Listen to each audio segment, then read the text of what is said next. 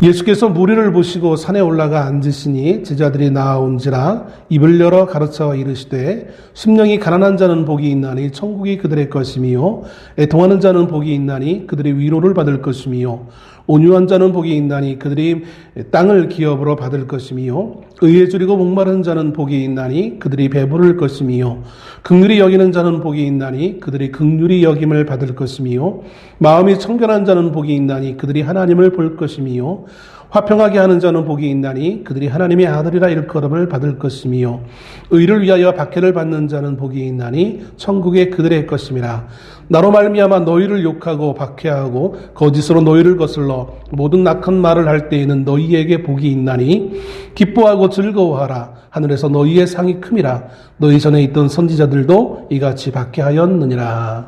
아멘.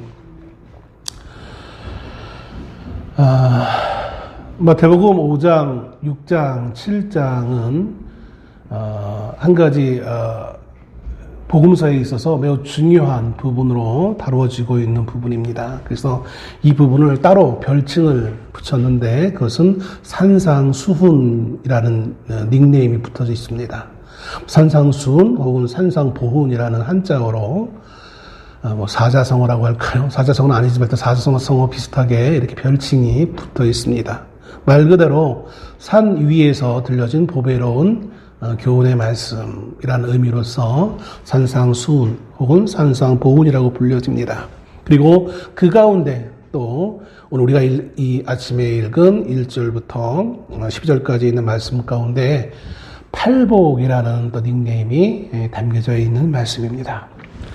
이 말씀을 준비하면서 좀 고심을 많이 했어요. 사실은 이 팔복이라는 내용만으로도 아마 신학교에서 강의를 하더라도 한 학기 내내 강의를 해도 그 깊이에 따라 시간이 모자랄 정도로 다뤄야 될 부분이 참 많은 부분이라 이거를 이 짧은 시간에 한 주에 다 마칠 수 있을까라는 고민을 해서 몇 번 이거 준비하려고 하다가 포기하고 이렇게 했는데 이번 주 내내 고민을 참 많이 했습니다. 오늘도 아침에 다시 또 원고를 보면서 이거 시간이 못 끝날 것 같아 해가지고 소 단위를 또 이렇게 삭제하기도 하고 했는데 그래도 필요하겠기에 이 말씀을 두고 올라왔습니다.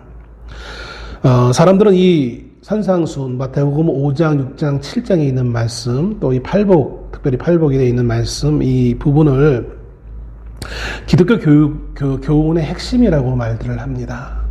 제가 고등학생 때인가요? 윤리라는 그 과목이 있었는데 거기에서도 세상 교육에서도 종교 여러 부분을 다룰 때 이 산상수훈 마태복음 5장, 6장, 7장을 기독교의 핵심 교훈으로서 이렇게 언급하면서 대단히 의미 있는 윤리적이고 교훈적인 그런 내용으로 핵심 내용으로서 다루고 있는 것을 공부했던 기억이 납니다. 꼭 종교적인 부분이 아니라 윤리적인 부분으로서 매우 큰 의미를 부여하고 있었던 것이죠. 이 말씀이 얼마나 윤리적이고 얼마나 사회 보편적인 가치를 여기에서 가르치고 있는지를 이야기하면서 어떤 이들은 이것을 보고 심하게 감동하는 사람들도 있는 것을 보게 되어집니다. 오늘날은 참 한 가지의 어떤 그 가치, 한 가지의 진리를 주장하는 시대가 아니라 다변화된 가치를 주장하기 때문에 그 의미가 많이 퇴색하긴 했지만 그래도 80년대, 90년대까지만 해도 기독교가 그래도 좀 사람들에게 의미가 있는 그런 시대에 보면 특별히 교인이 아니더라도 산상수훈의 부분들을 매우 심도 있게 연구하던 사람들도 있는 것을 보게 되었던 것을 봅니다. 예수님을 십자가에 못 박았던 유대주의자들, 또 바리새인들, 제사장들, 그들도 이 본문의 내용의 말씀만 놓고 본다면 이 내용에 많이 동조할 것입니다. 아니, 단지 그냥 동조가 아니라 그들이 이제까지 알아왔던 그 어떠한 교훈보다 더 심화된, 더 강화된 그러한 교훈으로서 이 말씀을 받아들일 것입니다. 행위에 있어서 좀 더 금욕적이고 자기희생적이며 엄격한 조항으로서 받아들일 수 있는 개연성이 있는 본문인 것을 보게 되었습니다. 그렇게 되면 문제가 있습니다. 지금까지 말씀드렸던 것처럼 더 윤리적이고 더 교훈적이고 더 도덕적인 자기희생적인 어떤 그런 인간적 윤리 관점에서 이 말씀을 이해하다 보면 굳이 예수님이 왜 이 말씀을 해야만 했을지에 대한 의문이 제기될 수밖에 없는 거예요. 무슨 말이냐면 어느 특별한 장소, 특별한 곳에서만 어떤 물건을 구입한다면 그 물건의 가치는 더 있을 거예요. 어느 곳에서나 살 수 있는 물건이라면, 누구나 가지고 있는 물건이라면 그렇게 가치가 상대적으로 떨어질 수밖에 없는 거겠죠. 예수님이 왜 특별히 이 산상수훈이라고 하는 별칭이 붙어있는 이 대목에 있는 말씀을 굳이 하시면서 흔히들 더 도덕적이고 더 윤리적인 말씀의 의미로서 이 말씀을 단지 해야만 했는가, 그런 목적으로 이 말씀을 전해야만 했는가라는 생각을 해볼 때에는 우리가 너무 이 말씀을 잘못 이해하고 잘못된 방법으로 접근하려고 한다는 것입니다. 어쩌면 그런 면으로만 본다면 예수님은 유대주의자들과 다를 바 없는 것이고 바리새인들과 다를 바가 없는 거예요. 굳이 예수님이 십자가에 못 박혀 죽을 이유가 하나도 없는 거예요. 너희들이 가리키는 것보다 내가 좀 더 도덕적이고 또 좀 더 자기 희생적이고 좀 더 무게 있는 거라면 굳이 너희들이 나를 죽일 필요가 뭐 있겠냐, 이렇게 말할 수 있겠죠. 예수님은 그런 목적으로서 이 말씀을 하고 있는 것은 아니었던 것입니다. 자기 절제, 또 희생. 사회를 위해서 이렇게 희생하고 사람들을 위해서 이렇게 절제를 하고 섬겨야 되고 도와줘야 되고 이런 측면의 말씀을 하고자 했다면 굳이 예수님이 이 말씀을 따로 구별하여서 제자들에게 가르칠 필요가 없지 않았을까라는 생각을 해보게 되어진다는 것입니다. 그런데 오늘날은 점점점 자꾸 다 교회가 그런 도덕적이고 윤리적인 말씀으로 자꾸 이상하게 돌아가는 그쪽 방향으로 이 말씀을 해석하려고 하는 시도를 너무나 많이 하고 있는 것을 보게 되었습니다. 오늘 그런 가운데 오늘 우리는 이 말씀의 의미를 좀 더 바르게 살펴보기를 소원합니다. 먼저는 이 말씀의 배경을 한번 살펴보려고 합니다. 배경을 해봤자 거창한 것은 아니고 이 말씀이 누구에게 한 것이고 어디에서 했는지 이 말씀을 보려고 하는 것입니다. 1절 말씀에 의하면 이렇게 기록합니다. 예수께서 무리를 보시고 산에 올라가 앉으시니 제자들이 나온지라. 1절에 의하면 예수님은 산에 올라가 앉으셨다라고 기록하고 있습니다. 그리고 이 산에서 예수님의 가르침을 받은 이들은 다른 누구가 아니라 바로 제자들, 특별히 12 사도들을 의미한다라고 볼 수 있을 것입니다. 당시에는 많은 무리들이 예수님께 다가오던 상황이었습니다. 많은 기적과 치유로 인해 사람들이 예수님을 만나고자 했던 상황이었습니다. 그래서 오늘 본문의 바로 앞절인 4장 25절만 하더라도 이렇게 기록하고 있죠. 갈릴리와 데가볼리와 예루살렘과 유다와 요단강 건너편에서 수많은 무리가 따르니라. 그 수많은 무리가 오늘 1절에 예수께서 무리를 보시고 하는 그 무리에 해당되어지는 것입니다. 많은 무리들이 예수님을 만나고자 올 때에 우리가 보편적으로 알고 있는 상황이라면 예수님은 그 많은 무리들을 반겨 맞으면서 웃으시면서 두 손을 벌리시고 그들을 향해 아주 인자한 미소를 지으시면서 그들을 맞이하였을 것입니다. 그런데 오늘 본문은 그런 상황이 아니었던 것을 봅니다. 우리가 평상시 알고 있는 그 상황과는 정말 너무나 대조되는 상황이었습니다. 굳이 적나라하게 표현한다면 저쪽에서 많은 무리들이 예수님을 보러 오려고 할 때에 예수님은 의도적으로 그들을 외면하고 산 위에 올라가 앉으셨다는 겁니다. 마치 여기는 너희는 아니야. 여기는 오지 마. 여기는 오지 마. 굳이 영역을 지금 지정하여서 예수님은 따로 앉으시는 거예요. 그러면서 그의 시선은 그 많은 무리가 아니라 제자들을 향하여서 시선이 돌려지고 있다는 것입니다. 그러므로 결국 이 말씀은 이 산상보훈이라고 하는 마태복음 5장, 6장, 7장에 있는 말씀은 사실은 엄밀하게 말한다면 12 제자들에게 주어진 말씀이었습니다. 그리고 이것은 이 12 제자는 무엇을 상징하냐면 예수를 믿는 오늘날 우리 성도들을 향한 말씀이었다는 것입니다. 이 하나님의 말씀은 물론 1차적으로 우리가 성도들에게 주어진 말씀이에요. 그러나 사실은 복음을 믿지 않는 자들에게 예수 그리스도를 믿으라고 하나님의 말씀을 전해준 거예요. 그런데 오늘 본문의 말씀만큼은 성도들을 향하여서 구별되게 하나님이 말씀을 하고 있다는 것입니다. 예수님과 12 사도들, 물론 이 보면 나와 있는 산이라는 것은 우리가 알고 있는 거대한 높은 산을 의미하는 것은 아닙니다. 작은 동산이에요. 산이라고 어떻게 보면 산이라고 인지하지 못할 정도의 어떤 작은 동산 정도에 불과한 곳에 예수님이 올라가 앉으신 거예요. 그런데 이 상황을 우리가 잠시 한번 시간을 타임테이블 좀 돌려서 좀 많이 돌려야 돼요. 많은 과거의 어느 한 시점으로 우리가 돌아가야 돼요. 어디까지 돌아가야 되냐면 이스라엘 백성들이 애굽에 나와 홍해를 건너고 3개월 만에 시내산에 도착했을 때 모세가 하나님의 율법 말씀을 받기 위해 시내산에 올라갑니다. 거기에서 10계명과 여러 가지 하나님 주시는 법을 받게 되어지고 거기에 그 주변에 좀 떨어진 곳에 12 장로들이 거기 함께 있었죠. 즉 하나님께서 하나님의 백성으로 선택한 이스라엘 백성들을 구원하신 이후에 약속의 땅, 약속의 산 그 시내산, 율법의 산 그곳에 하나님의 말씀을 주셔서 모세를 통하여서 하나님의 말씀을 하나님의 백성에게 주어짐을 통하여 그들에게 이스라엘 백성들에게 그들이 하나님의 백성이라는 정체성을 부여하신 것처럼 오늘 시간을 많이 거슬러 올라 다시 이 신약시대에 예수님이 한 작은 이름 없는 동산에 오르셔서 또다시 12 사도들을 모아놓고 거기에 하나님의 말씀을 전달해 주고 있는 유사성을 보여주고 있다는 것입니다.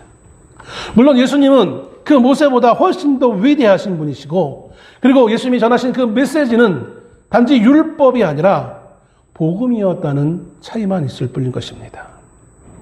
이것은 예수님은 새로운 이스라엘의 핵심으로서 예전의 12지파와 족장과 일치하는 12 사도들을 택하시고 이전 백성들이 율법의 멍에를 메었던 것처럼 이제는 율법의 멍에가 아니라 그 무거운 율법의 멍에가 아니라 가벼운 예수 그리스도의 멍에, 즉 복음에 순종할 것을 사도들에게 가르치고 있는 것입니다.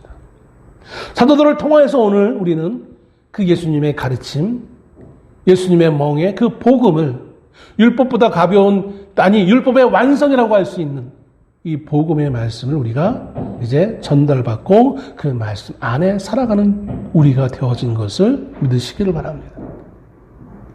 두 번째, 그러면 이제 이곳에서 주어진 이 팔복이라는 건 과연 무엇이냐는 거예요. 시간 관계상 이 팔복을 다 볼 수는 없어요.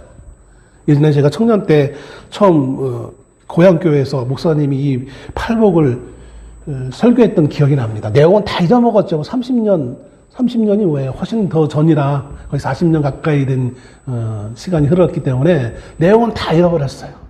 이 팔복을 다 하셨던 기억은 나요. 짧은 시간에 어떻게 다 하셨는지 모르겠지만 물론 옛날에는 목사님들 설교가 기본 1시간 이상을 하셨으니까 그런 것도 있을 수 있겠지만 다 하시더라고요. 근데 오늘 이 시간은 시간 관계상 다 볼 수는 없고요. 딱 한 절만 보겠습니다. 첫 번째 복. 3절 말씀, 심령이 가난한 자는 복이 있나니 천국이 그들의 것이며. 우리 이 말씀을 보면서 어떤 생각이 듭니까? 이 3절의 말씀에 우리는 어떤 단어가 우리의 마음속에 더 가까이 와닿게 되어집니까? 우리는 이 3절 말씀을 보면서 이러한 착각 속에 빠집니다. 심령이 가난해야만 복을 받는구나. 심령이 가난해야만 천국에 갈 수 있구나. 우리는 열심히 심령이 가난해지도록 노력해야 되겠구나. 이러한 결단을 해야 된다는 그런 생각에, 그런 압박에 우리는 휩싸이게 되어집니다. 아마 이것은 이 문장의 구조 때문에 이렇게 그런 생각이 드는 것이 아닐까라는 생각을 해보게 되었습니다. 심령이 가난해지면 복을 받는 이 느낌. 그래서 우리는 그 방법을 모를 수밖에 없는 거예요. 어떻게 하면 심령이 가난해집니까? 그런데 심령이 가난해지는 그 조건을 구비할 수 있는 사람은 아무도 없습니다. 어느 누구도 내가 스스로 심령이 가난해질 수 없는 거예요. 성경에 말하는 모든 구원이나 복은 언제나 은혜로 값없이 거저주시는 것입니다. 조건이나 자격이나 행위를 갖추어 하나님께 복을 받거나 구원을 받는 것이 아닙니다. 늘 하나님이 우리에게 무언가를 주실 때에는 우리의 노력에 따른 것이 아니에요. 세상은 그 말도 안 되는 불로소득을 어떻게 말하냐고 하면서 뭔가 해야 받는 것이 당연한 것으로 세상은 알고 있어요. 그것이 율법이에요. 율법을 지켜야만 구원받는 것. 유대인들이 평생 그 율법의 무거운 멍에를 쥐고 있었기에 늘 불안할 수밖에 없었고, 오늘 내가 율법을 잘 지켰다가도 내일 지나면 또 실수할까 봐, 아니 내가 모르는 순간에 죄인과 함께 식사를 해서 나도 같이 그 죄인처럼 더러워질까 봐 얼마나 불안했겠습니까? 이게 유대인, 아주 근본적 유대인들의 모습이었어요. 근본주 유대인들의 모습. 그것이 욥기서의 욥의 모습에서 잘, 처음에 고난받기 이전의 욥의 모습에서 잘 찾아볼 수 있는 거예요. 팔복은 하나님의 백성인 성도가 어떤 특성을 가지고 사는지를 보여주는 거예요. 이렇게 하면 복 받는다가 아니라 성도가 가지고 있는 정체성을 말해주고 있는 거예요.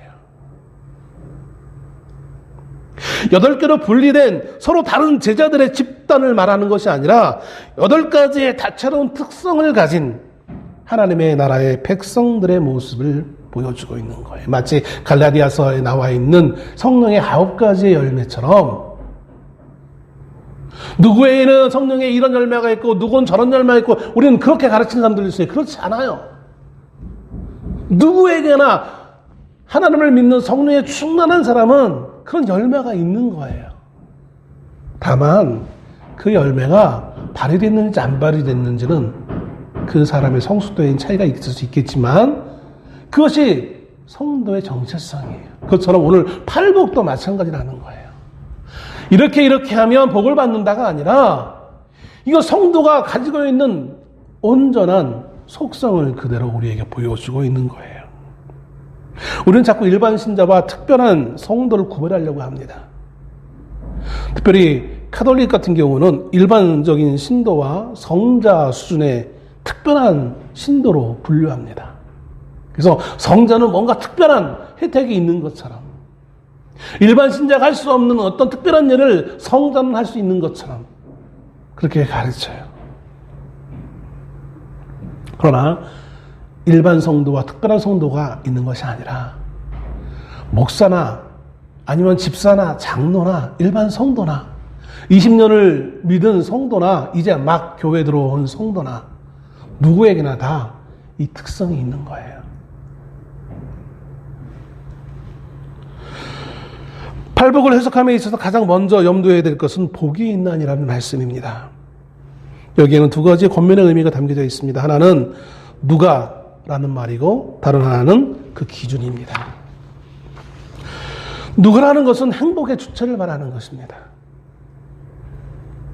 있나니, 복이 있나니라는 이 말의 헬라어 마카리오스라는 이 단어는 행복한이라는 의미를 가지고 있습니다. 그런데 이 행복이라는 이 단어는 매우 주관적일 수밖에 없잖아요. 어떤 사람은 또 비슷하게 살아가는 것 같이 보이지만 어떤 사람은 비슷한 삶을 살아도 행복한 사람이 있고 어떤 사람은 행복하지 않는 사람이 있어요. 같은 자리에서 같은 것을 먹고 같은 옷을 입고 같은 삶을 살아도 너무나 주관적이기 때문에 어떤 사람은 많이 가지고 있어도 행복감을 못 느끼는 사람이 있고 어떤 사람은 조금 갖고 있어도 행복감을 느끼는 사람이 있잖아요. 실제로 우리 주변에. 매우 주관적일 수밖에 없어요. 그리고 세상은 그런 주관적인 나를 매우 중요시합니다. 그것이 논리적이고 당연한 것, 이성적이라고 이렇게 말할 수밖에 없을 것입니다.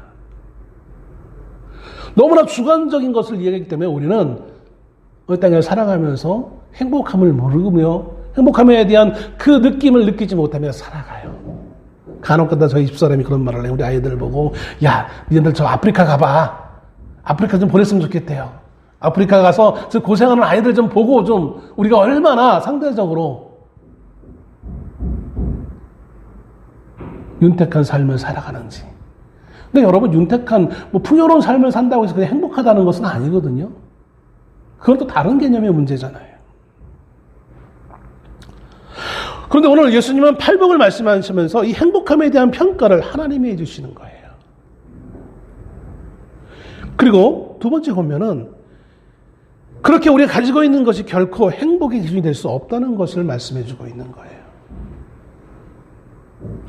우리는 이 심령이 가난한 자는 복이 있나니 천국에 그들일 것이며라고 번역된 이 한글 성경만 읽기 때문에 이렇게 번역된 이 문장만 보고 우리는 자꾸 속아요. 여기에 주어는 무엇입니까? 심령이 가난한 자가 주어로 우리는 착각해요. 근데 심령이 가난한 자가 주어가 아니에요. 제가 영어 발음이 나빠가지고 웬만하면 영어를 안 하려고 하는데 그건 오늘 좀 써야 되겠어요. 영어에 이렇게 이 본문을 이렇게 기록하고 있습니다. Blessed are the poor in spirit, for theirs is in the kingdom of heaven. 복이 있다는 것은 심령이 가난한 것입니다. 주어가 심령이 가난한 자가 주어가 아니라 복이 있다는 것이 주어예요.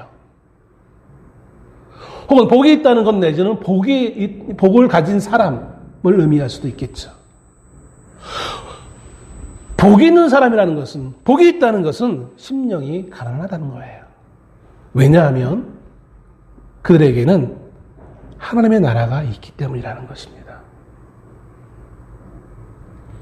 심령이 가난한 것 자체가 중요한 것이 아니라 하나님 나라가 있다는 게 중요한 거예요. 그게 복이라는 거예요. 그래서 그 심령이 가난한 그것 자체가 의미라기보다는 하나님 나라가 있는 것이 더 중요함을 말씀해주고 있습니다. 가난하다는 것은 물질적인 궁핍함을 의미하는 것이 아닙니다. 여기에서. 그래서 심령이라는 말이 있어요. 어떤 이들은 이렇게 말, 진보적인 입장에 취하여 있는 사람들은 누가복음에 동일한 말씀이 있거든요. 근데 누가복음에는 이 심령이라는 단어가 없어요. 그냥 가난한 자는 복이 있다고 표현하고 있어요. 그래서 아마 의도적으로 자꾸 누가복음에 있는 말씀을 인용하면서 이것을 앞에 서두에서 말씀드린 것처럼 윤리적이고 도덕적이고 또 자기 희생적인 말씀으로 자꾸 이해하려고 해요. 근데 그렇지 않아요. 원래의 의미가 이 마태복음에 예수님이 원래 전하고자 하는 이 팔복의 의미가 마태복음에 그대로 드러나 있어요.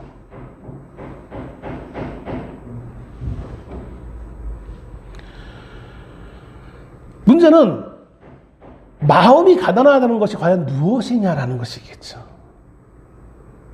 그냥 가난하다라고 하면 물질적 가난을 쉽게 떠올릴 수 있기 때문에 이해할 수 있어요. 누구나 이해할 수 있잖아요. 헷갈릴 수가 없어요. 설명하기가 쉬워요. 그리고 사람들에게 이것이 교훈적으로 전달하기가 쉬워요. 근데 여기에 심령이라는 단어가 붙으면 이거는 이해하기가 좀 어렵고 설명하기도 어렵고 도대체 이게 뭘까? 심령이 가난한 게 과연 무엇일까? 헷갈릴 수밖에 없는 내용이라는 거예요. 시편 34편 6절에 다윗은 이렇게 기록합니다. 이 곤고한 자가 부르짖음에 여호와께서 들으시고 그의 모든 환난에서 구원하셨도다. 이 곤고한 자가 부르짖음에 다윗이 고백한 거거든요. 이 곤고한 자라는 것은 어떤 의미냐면 신약에 나와 있는 이 심령이 가난한 자를 그대로 히브리어로 쓴 거예요. 곤고한 자, 곤고한 자. 다윗이 가난했습니까? 물질적으로 가난했습니까? 물론 뭐 도망쳐 다닐 때는 뭐 물질이 없어서 힘들었겠죠. 먹을 것이 없어서 힘들었겠죠. 근데 다윗은 우리가 알고 있다시피 이스라엘의 왕이었잖아요.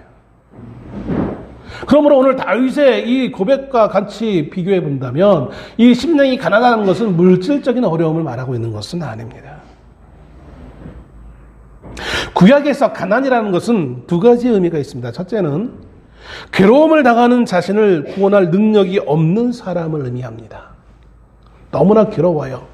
그것이 어떤 문제이든지 물질의 문제이든지 아니면 병적인 문제이든지 아니면 정신적인 문제이든지 그 어떤 문제이든지 간에 그 괴로움을 당하는 그 괴로움에서 그것을 해결할 수 있는 능력을 가지고 있지 못한 자가 가난한 자예요. 이건 말 그대로 문자적인 의미의 가난이에요. 현상적인 의미의 가난함이죠. 근데 이 단계에서 끝나는 것이 아니라 그 현상적인 그 단어적인 의미의 가난에서 하나님이 부여해 준 의미가 있어요. 의미적 의미가 있어요. 그게 뭐냐면 자신의 어떤 문제가 있는데 그 문제를 해결해 달라고 하나님께 요구할 수 있는 권리를 가지고 있지 않다라고 느끼는 것. 마치 민호가 내 아들인데 무슨 문제가 있으면 아빠이 나한테 요구할 수 있잖아요.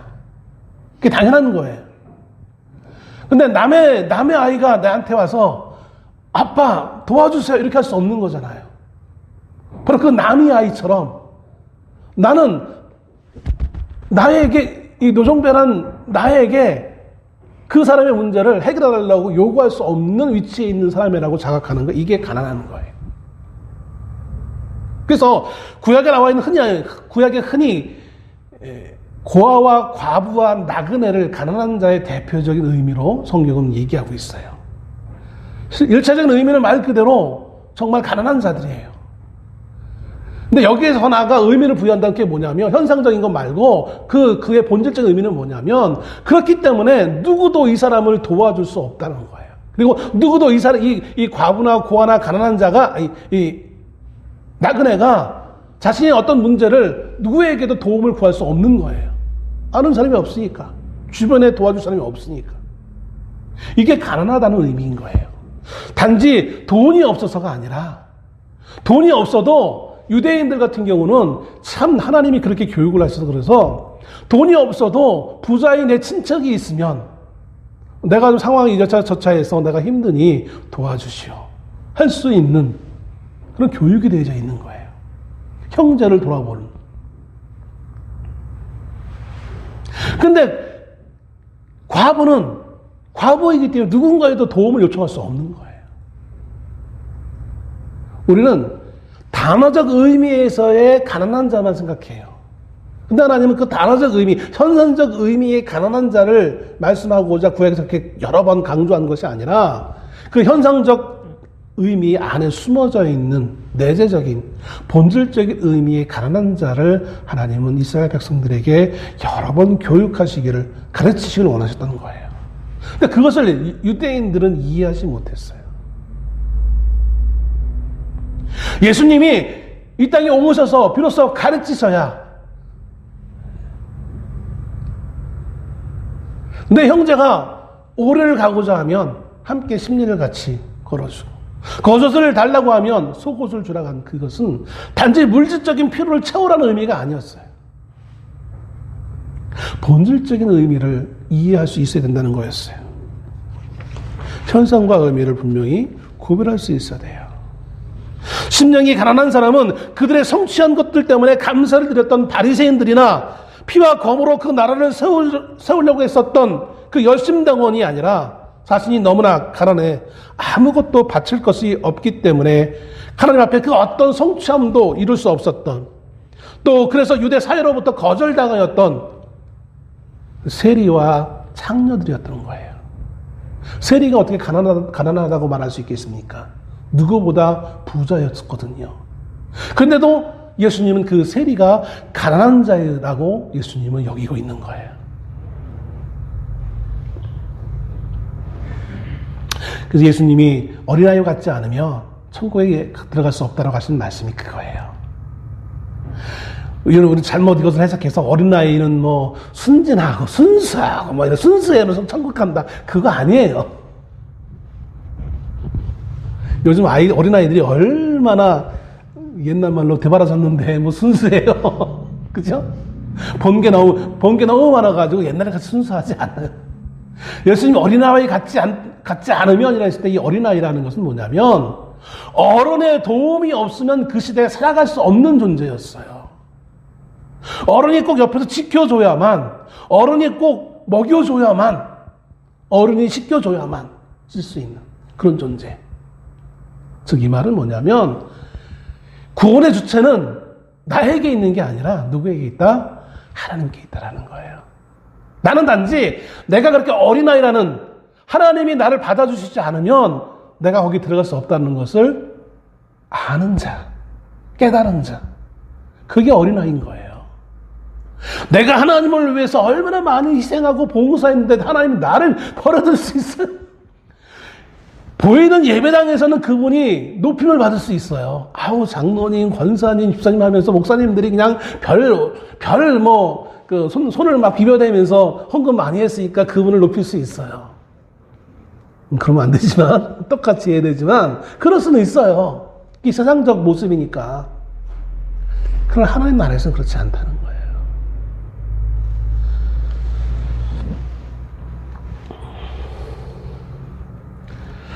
심령이 가난한 자는 복이 그래서 천국이 그들의 것이라는 것은 내가 뭔가를 열심히 해야만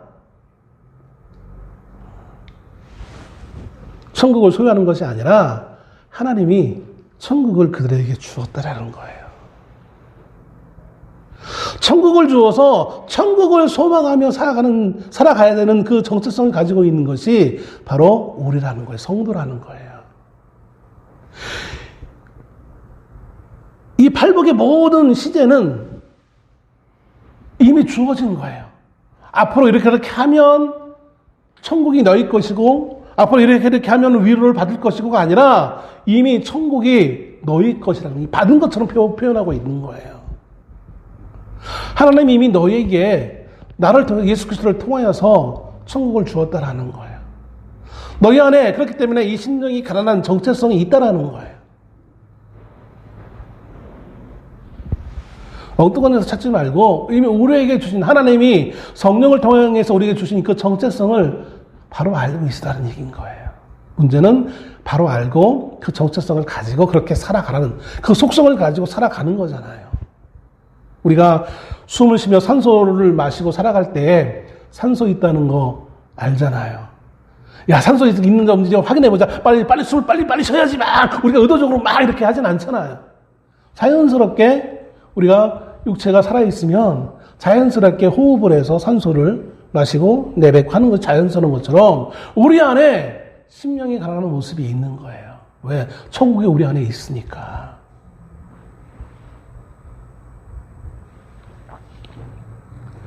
즉 하나님이 우리에게 주신 그것을 사모하는 모습이 있어야 되는 거예요. 우리가 하나님의 성도요, 하나님의 은혜가 아니고서는 살아갈 수 없는 자임을 아는 거예요. 그래서 우리에게 비록 남과 같은 어떤 건강함이 없어도, 또 삼성의 이재용 같이 많은 재산이 없어도, 대통령 같이 날마다 자기 하고 싶은 대로 다 하는 그런 모습이 없어도, 우리는 성도로서 살아가는 거예요. 왜? 우리 안에 천국이 있으니까. 하나님 주신 천국이 있으니까. 내가 잘했기 때문에 주는 것이 아니라 주님이 나를 사랑하셔 준 거기 때문에. 그것을 주시기 위해 십자가에 예수님이 못 박혀 죽었기 때문에 그것이 나에게 온 거예요. 그러므로 우리 안에 남이 갖지 못한 수많은 것들이 있다 할지라도 우리는 거기에 부러워하지 말고 성도로서 삶을 살아가는 거예요. 마지막으로, 그렇기 때문에 이 천국은 장소의 개념이 아니라 소유권의 문제인 거예요. 천국은 이미 우리 안에 있다니까요. 죽어서 가는 게 천국이 아니라 우리 안에 이미 있는 거예요. 다만 그것을 우리가 알고 있느냐 모르고 있느냐. 왜 모를까요? 세상에 수많은 것들에 복잡하게 우리 마음 가운데 너무나 많이 있어서, 너무나 부자여서, 가진 게 너무 많아서, 생각하는 게 너무나 많아서, 욕심이 너무 많아서 우리 안에 있는 천국을 우리가 알지 못할 뿐이지 천국은 이미 우리 안에 있는 거예요. 회개하라, 천국이 가까웠느니라 세례 요한이 말했죠. 천국에 왔다고 예수님은 복음 사역을 하시면서 처음 말씀하셨어요. 천국은 복음이요, 천국은 예수 그리스도입니다. 이 말씀을 어떻게 적용하며 살아야 될 것인가? 쭉 넘어와서 9절에 화평케 하는 자는 복이 있나니라는 말씀이 나와요. 그럼 하나님의 아들의 일컬음을 받을 것이다. 화평케 한다는 건 너무나 좋은 말이잖아요. 싸움이 있는 곳에 화평을 가져다 줄 수 있는 거예요. 얼마나 좋아요. 그런데 여기에서 참 이해할 수 없는 것은 화평케 하는 자에 대한 말씀을 하신 그 이후에 10절에 의를 위하여 박해를 받는다는 말씀이 나와요. 화평과 박해가 어떻게 이게 이어질 수 있습니까? 논리적으로. 화평한데 어떻게 박해가 일어날 수 있습니까? 화평을 이루는 사람들이 있는데 어떻게 그 사람을 박해할 수 있습니까?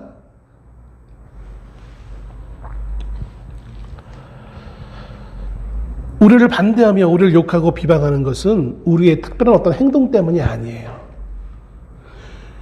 뭐냐면 우리가 의를 위하는 것, 또 그리스도를 인하여서 우리에게 이런 박해가 일어난다는 거예요. 즉 세상이 우리가 목말라 하는 의를 싫어하기 때문에 우리가 애써 따르고자 하는 그 예수를 거절하기 때문인 것입니다. 그럼 우리는 이런 가운데 어떻게 살아갈 수 있느냐? 우리는 예수를 위해 살아가야 되는데, 의를 위해 살아가는 우리인데, 어떻게 우리가 그런 우리를 핍박하는 자들, 그런 세상 가운데 우리가 어떻게 살아갈 수 있는가? 결론적으로 예수님은 본문의 말씀 12절에서 이렇게 말씀합니다. 기뻐하고 즐거워하라. 아니, 핍박당하고 있는데 무슨 기뻐하고 즐거워할 수 있어요? 먹을 게 없는데 어떻게 기뻐하고 즐거워할 수 있어요? 내가 아픈데 어떻게 기뻐하고 즐거워할 수 있어요? 아파 보니까요. 지금 당장 아파 죽겠는데 무슨 하나님을 찾고 뭐고 하는 여력도 없을 정도로 너무 고통스러워요. 그런데 어떻게 기뻐하고 즐거워할 수 있습니까? 왜냐하면 하늘에서 상이 크기 때문이다 라는 거예요. 앞에서 말씀드렸듯이 팔복은 그리스도인이 어떤 사람이어야 하는지를 말해주고 있습니다. 우리의 본질적인 성격을 말해주고 있습니다. 우리는 세상과 조화를 이루고 살아가야 된다고 말을 합니다. 근데 세상과 조화를 이룬다고 해서 우리의 정체성을 버리라는 의미가 아니에요. 세상과 조화하기 위해서, 조화롭게 살기 위해서 우리의 마땅히 가져야 될 그 정체성을 버리면서까지 조화롭게 살라고 성경은 말씀하고 있지 않아요. 세상이 원하는 그 가치관 그대로 따라가는 삶을 살라고 말씀하고 있지 않아요. 세상은 부자만 행복할 수 있어요. 세상은 성공한 사람만이 행복할 수 있고 아프지 않은 사람만 행복할 수 있어요. 그게 세상의 가치고 세상이 요구하는 거고 세상이 굳이 말하지 않아도 우리는 그렇게 쇠뇌되어져 있어요.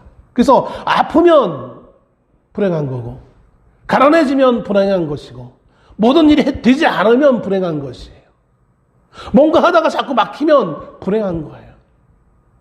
하나님으로부터 버림받은 걸로 착각해요. 그러나 성경은 그것이 아니라는 거예요. 현상적인 것들이 어떤 모습으로 나타나든지 간에 그것이 우리를 향한 하나님의 그 사랑에서 우리를 벗어나도록 할 수 없다라는 거예요. 왜냐하면 우리의 정체성 자체가 이미 우리는 천국을 가지고 있는 자들이기 때문에. 그래서 기뻐하라는 거예요. 부자가 됐을 때 기뻐할 수 있어요. 행복함을 느낄 수 있어요. 그런데 그거는 우리의 근본적으로 느껴야 될 행복이 아니라는 거예요. 감사할 수 있죠. 가난하게 사는 것보다 부자로 사는 게 훨씬 편하고 좋으니까 감사할 수는 있어요. 근데 그것이 우리의 정체성은 아니라는 거예요. 성경에서 말하고 있는 일관된 말씀은 뭐냐면 하나님은 하나님의 백성을 세상에서 구별하여서 따로 구별하여서 놓았다라는 거예요. 우리가 세상 가운데는 살지만 그 세상에서 우리를 구별하여서 불러내셨다라는 거예요. 그래서 하나님께 속하였고 하나님께 순종하는 백성이 되었다라는 거예요. 민수기 23장 9절에 발람이라는 사람이 예언을 합니다. 내가 바위 위에서 그들을 보며 작은 산에서 그들을 바라보니 이 백성은 홀로 살 것이라. 그를 여러 민족 중에 하나로 여기지 않으리로다. 민수기 23장 9절에 발람이라는 자가 발락이라는 모압 왕이 이스라엘을 좀 저주해줘 라고 청했을 때 발람이 이스라엘 출애굽한 이스라엘 백성들의 쭉 모습을 보면서 예언하기를 이스라엘 백성들은 이러한 정체성을 가지고 있는 민족이야 라고 예언을 하는 거예요. 그게 뭐냐면 홀로 살 것이라. 홀로 살 것이라. 이거는 뭐 과부같이 혼자 사는 의미가 아니라 이 땅에 다른 민족들과 함께 같이 어우러서 이 땅에 살고 있긴 하지만 그러나 이 땅의 모든 민족과 구별되게 살 거라는 거예요. 여러 민족 중에 하나로 여기지 않는 것이다. 다른 많은 민족들과 같은 그런 가치관을 가지고 그런 정체성을 가지고 살아가야 될 민족이 아니라는 거예요. 왜냐하면 그들은 하나님이 세우신 친백성이기 때문인 거예요. 그런데 그러한 이스라엘 백성들이 점점 열방을 닮아갑니다. 우리에게 왕이 있어야 행복할 것이고 우리에게 물질이 있어야 행복할 것이고 우리가 좀 다른 나라를 지배해야 우리나라가 좀 강해져서 뭔가 좀 의미 있는 나라가 될 거야. 이게 하나님의 뜻이 아닐까? 하나님 한 번도 그걸 요구하시지 않았어요.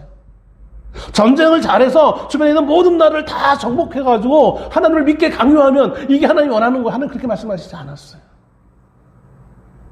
모든 민족은 때가 되어지면 다윗의 후손이신 예수 그리스도를 통하여서 복음으로 무릎 꿇어서 하나님을 경배한다고 말씀하셨지 이스라엘 민족 자체가 뭔가 우리가 하나님을 위해서 모든 민족을 정복해야지 저 레바논에 있는 저 가짜 하나님의 민족도 아닌 저것도 빨리 쫓아내야지 하나님 그렇게 명령하시지 않았어요. 그렇게 하나님께서는 예레미야에게 이렇게 말씀하십니다. 예레미야 10장 2절에 여호와께서 이와 같이 말씀하시되 여러 나라의 길을 배우지 말라. 우리가 배워야 될 것은 딱 하나예요. 우리는 이미 우리에게는 천국이 있다라는 거예요. 그러므로 그 천국으로 가득 채운 여러분 음식을 많이 먹고 나면 아무리 배불러도 아무리 맛있는 것이 있어도 다 못 먹잖아요. 그죠? 물론 때로는 식탐이 있는 사람은 그걸 또 뛰어넘긴 하지만 보편적으로 우리가 배불리 먹으면 아무리 좋은 맛있는 음식도 나온다 할지라도 먹지를 못해요. 또 어떤 사람들은 더 맛있는 걸 먹기 위해서 내가 요건 안 먹을래 그런 사람도 있긴 있어요. 더 맛있는 게 뭡니까? 복음이에요. 복음. 복음을 갖고 있기에 우리 안에 천국이 있기에 우리는 그 어떤 세상적인 가치관도 세상적인 현상도 그것이 나를 괴롭히지 못하고 그것 때문에 슬퍼할 필요가 없다라는 거예요. 물론 우리는 연약하기 때문에 때로는 현상적인 이유들 때문에 슬퍼하며 낙심하기도 하고 절망하기도 하고 뭐 그냥 어떤 때는 믿음이 흔들려가지고 이래저래 갈리자로 걷기도 해요. 그러나 그 한순간으로 끝나야 돼요. 왜냐면 우리 안에는 이미 하나님이 주신 선물 하나님 우리에게 부여하신 정체성이 있기 때문에 그런 거예요. 우리에게 남은 것은 기뻐하고 즐거워하는 거예요. 기뻐하고 즐거워하는 가운데 우리 앞에 놓여있는 모든 사단의 세력들 모든 세상 가운데 있는 우리를 괴롭히는 모든 요소들은 떠나가리라 믿습니다. 오늘부터 여러분 선포하세요. 내 안에는 천국이 있다. 내 안에는 예수 그리스도가 있다. 하나님 나라가 있다. 그러니 그 어떤 것도 나의 기쁨을 빼앗아갈 수 없다. 나를 옥죄이는 그 모든 어둠의 세력들아 나사렛 예수의 이름으로 떠나갈지어다 선포하며 살아갈 수 있는 주의 성도들 되기를 주의 이름으로 축원합니다. 기도하겠습니다.